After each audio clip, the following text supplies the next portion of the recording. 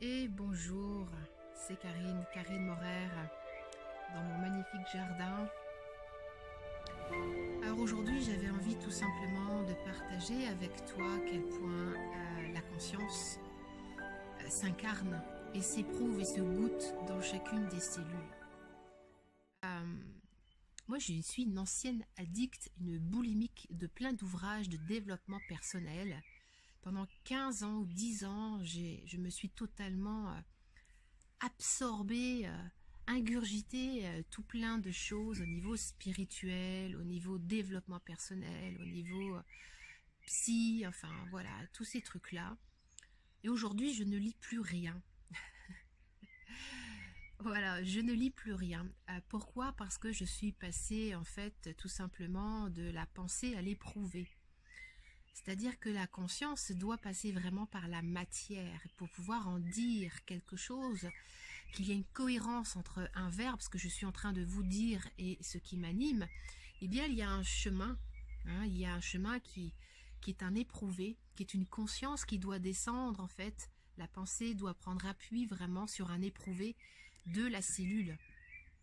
Nous sommes tous issus d'un terreau fertile, euh, dû à notre passé, à nos parents, à nos aïeux, à d'autres peut-être univers, si on a cette conscience-là, et que ça sert à rien d'aller se perdre en fait quelquefois dans des choses très compliquées, c'est-à-dire qu'au jour le jour, dans l'instant, tout est à éprouver et à goûter selon euh, ce qui nous anime et ce qui est juste. Je vous dis ça parce que je rencontre très très régulièrement des personnes en fait qui se perdent dans un développement personnel, mais qui dans ce développement personnel restent extrêmement intellectuels comme un système de pensée, et que tout ça n'est pas éprouvé, n'est pas descendu, n'est pas manifesté, n'est pas alchimisé dans la matière. C'est-à-dire que tout cela, tout ce que l'on peut lire, c'est bien, c'est une première approche, mais ce qui est plus intéressant encore, c'est de pouvoir descendre, prendre conscience dans la matière de de tous les concepts que l'on a lus. Et lorsque ce verbe s'incarne dans la matière, lorsqu'il prend appui, en fait, il n'y a plus besoin de réfléchir. On ne s'appuie plus sur des connaissances qu'on aurait pu lire de Platon, de Socrate, de tel ou tel philosophe ou de tel ou tel maître spirituel. C'est-à-dire que nous prenons appui sur une vérité qui nous anime, sur un terreau, sur une terre qui a été alchimisée, qui a été goûtée. Imaginez tout simplement la différence d'un récit d'une personne qui va raconter une course, d'un commentateur de course qui est extérieur, et d'une personne qui va raconter elle-même sa course et qui va la raconter en suivant. Ça n'a pas du tout le même goût. C'est pas du tout la même chose entre être un spectateur et celui qui court la course. Celui qui court, il va percevoir toutes les hormones, toute l'alchimie que son corps met en place, les résistances, la douleur, les moments où le moral est en chute. Et, et tout ça, un commentateur, lui, il peut pas le savoir. Il va bien percevoir des choses, mais ça va être très intellectuel, ça ne va pas passer par son corps physique.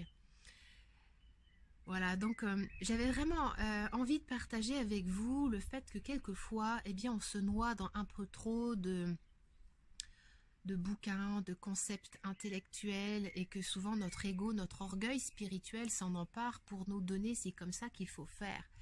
Et c'est comme ça qu'il faut, là où il faut aller. C'est par là qu'il faut cheminer.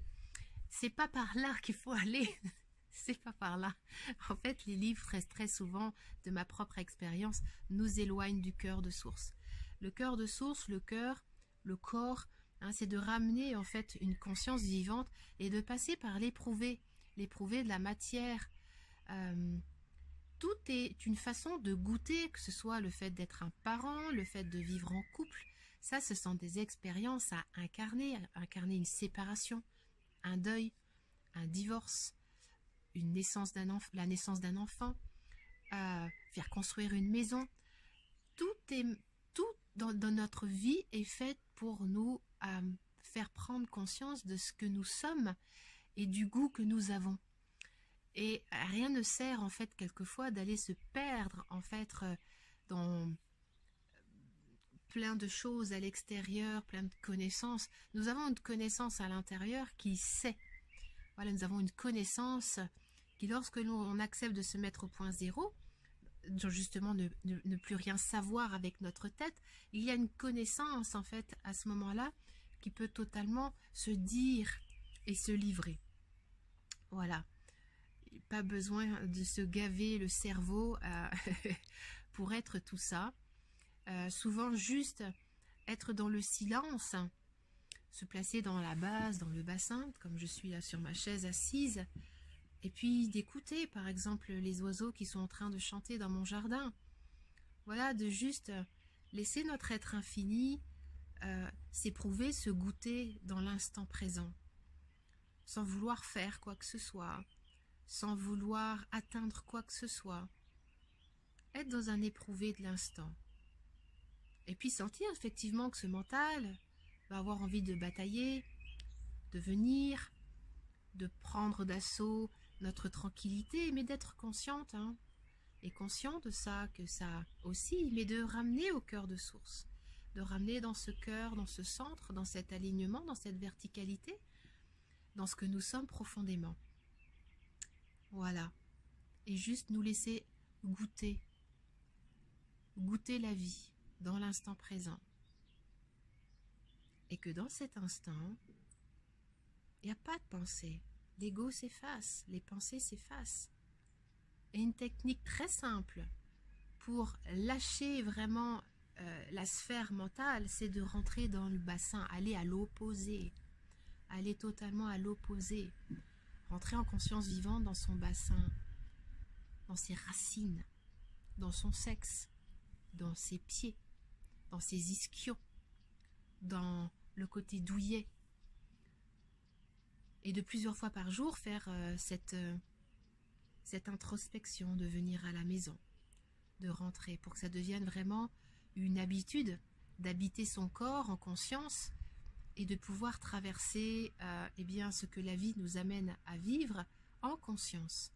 Laissons-nous éprouver, laissons-nous goûter par la vie. Je pense que c'est ça qui est le plus important, goûtons la vie. C'était Karine Morer, facilitatrice de conscience. Au plaisir de partager avec vous. À plus tard. Ciao.